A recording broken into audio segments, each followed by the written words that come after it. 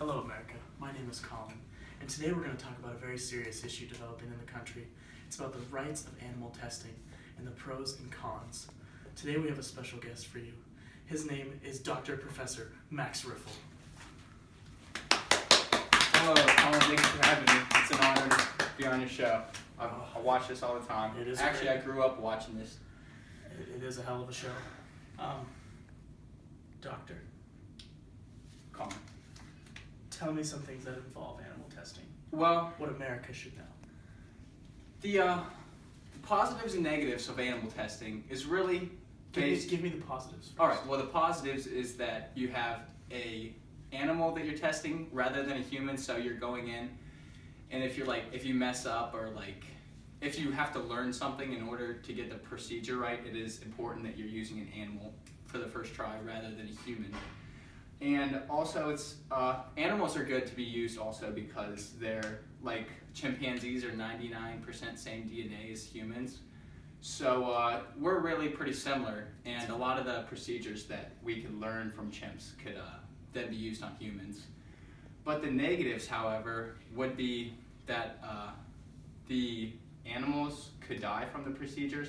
But once again, most of the time the positives outweigh the negatives as far as what could happen and the outcomes of the procedures and medicines that we could take. What kind of medicines are they using? For instance, when they test the animals, what are they testing them for? Well, a recent study has gone into feline leukemia, and 85% of the cats that have this disease die after 3 years of being diagnosed with it. And the sad part is that if they were to get the shot beforehand, they would not catch this. And it's all due to the fact that they're using animals for researching. And so they studied cats that have had the disease to save other cats that have the disease. So it's really, if you use a couple animals for testing and research, it can serve thousands of animals that come in contact with the disease or need procedures. Is there any that are helping humans today? There is multiple things that are helping humans.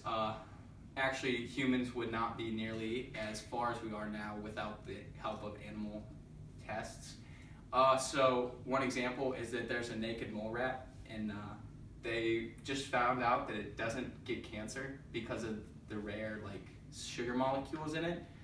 And so scientists are now studying and researching ways to try and get the cancerlessness into humans. See if there's a way to do that. That is exciting stuff. Can I tell you this, or can I ask you this, if I may? Is there a high amount of animals that die as a result from these tests? Or is it a small percentage? Yeah, I think there was, last year in America, there was 26 million animals that were used.